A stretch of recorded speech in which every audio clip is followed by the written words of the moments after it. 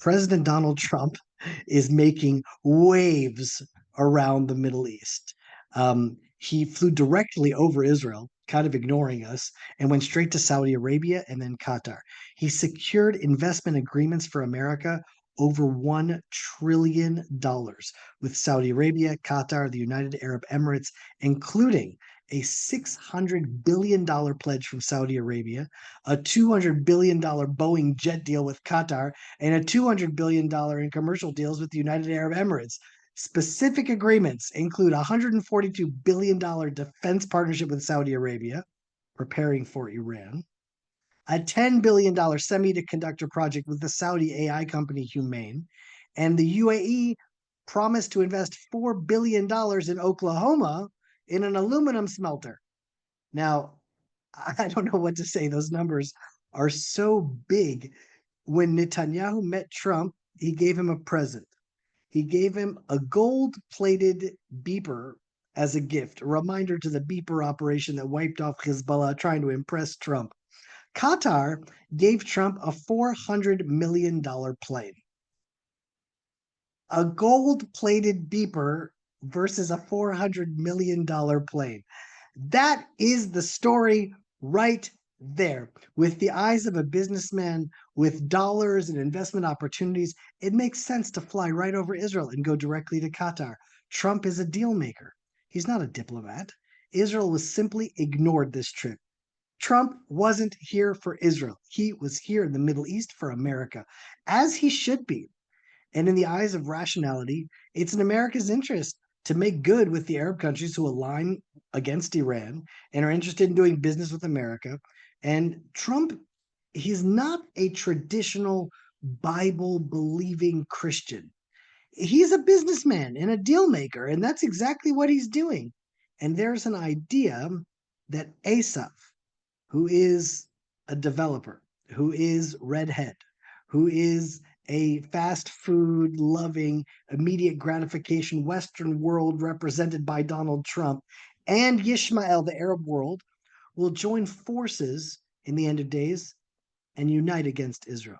Now, I'm not saying, God forbid, that America is siding with the jihad against Israel, but Israel was totally left out of this trip, and Trump is closing deals. But here's my analysis of the situation. In Israel, there's an idea called the conceptia, the conception. Israel was living under this paradigm, this delusion, a concept, a way of seeing the world they imagined was true, but turned out on October 7th to be the exact opposite of the truth. They were living in a delusion that they were sure was reality. And what was the concept in delusion that Israel deluded itself into thinking and believing? After Oslo, Israel's secular elite in the security establishment of Israel and the courts and the bureaucracy that runs this country, in their hearts, really believed in a two-state solution. Israel believed that Gaza was a pilot Arab state for the future two-state solution. It was like a test run. Israel will disengage from Gaza. Israel and the world will invest billions of dollars to build up Gaza, develop, and help Gaza progress. And eventually, they'll come around and they'll join Israel as neighbors in the neighborhood, and everything will just go back to normal. Israel thought the Hamas leadership were corrupt. They knew the Hamas leadership were corrupt, but they couldn't recognize their evil. They knew they were taking billions of dollars and funneling it into their own bank accounts.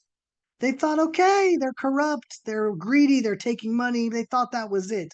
Secular Israel believed the Hamas abandoned their ideology for comfort and riches. I say secular Israel because religious Israel knows that even if you make a lot of money, you don't go around breaking Shabbat. You have integrity, you have values, you have what you believe in, you have God in your life. Religious Jews understand the Hamas intuitively much more than secular Jews. The fake worldview that Israel's secular leadership held: keep the money flowing into Gaza, keep the Hamas quiet, and eventually the Gazans will be quiet, and eventually they'll just come around.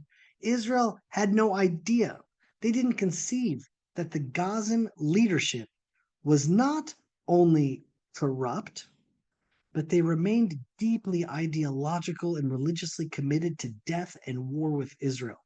The money went to enrich themselves, and then the rest of the money went to building the most elaborate tunnel network in world history to destroy Israel and kidnap Jews. The Gazans never even considered joining Israel as neighbors, and their efforts either went to making themselves rich or to destroying Israel.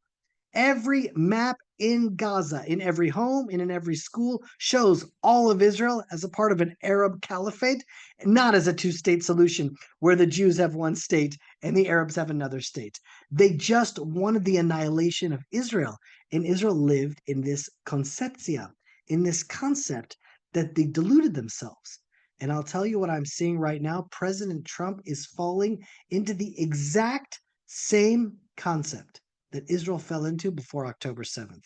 After meeting with Saudi Arabia, he met with Qatar, who's a known sponsor of the Hamas. The Hamas leadership outside of Gaza were headquartered in Qatar.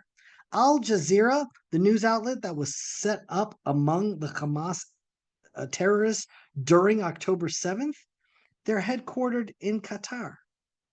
All of the college protests in America, those same colleges, were funded ideologically by Qatar.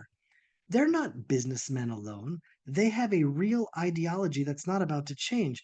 And Trump is making deals with them like they're business associates. But the concept that they are driven by business alone, it's just a mistake. And Trump is going to wake up to that mistake sooner or later. But it's not just Qatar. Trump met with the new head of Syria, Jolani. Trump lifted American sanctions from Syria and called the new leader strong and attractive. He lifted sanctions from Syria before receiving anything in return. And I just want you to watch. Here's a short interview with the new head of Syria, Jolani, a former fighter and commander in Al Qaeda. Check this out. What did you think and feel on 9/11 at the time? يكذب عليك أي شخص يعيش في العالم الإسلامي والوطن العربي إذا قال لك أنه لم يكن سعيد في ذاك الوقت. Did you guys hear that? I just clipped it out so you would just understand the essence of the interview. He celebrated 9/11. And he said that every Muslim that's a real Muslim in their heart of hearts, of course they celebrated 9/11. He's just revealing what's really in his heart. And so lifting sanctions from a man who fought in a commander for Al Qaeda, celebrated 9/11. He celebrated October 7th. He's not going to change his conviction. Trump is a businessman, so he's looking at everyone in the Middle East like they're businessmen too. But just like Israel thought the Hamas leadership were only interested in money and comfort, Trump is making the same mistake with the heads of these jihadist movements. And why is Trump making this mistake? It's the same answer as to why did Israel make the mistake regarding the Hamas. Israel's left-wing secular military security establishment saw in the Hamas what they have inside themselves. They projected themselves onto the Hamas. The secular elites in Israel, they left the ideology of Zionism and Judaism a long time ago. And now they're looking for cushy jobs and honor and power. And they assumed the Hamas was just like them. Trump, he wrote The Art of the Deal. He's making a deal, and he's assuming Qatar and the former commander of Al Qaeda want to do business too. He's going to discover the person who celebrated 9/11 and October 7th is the same person today.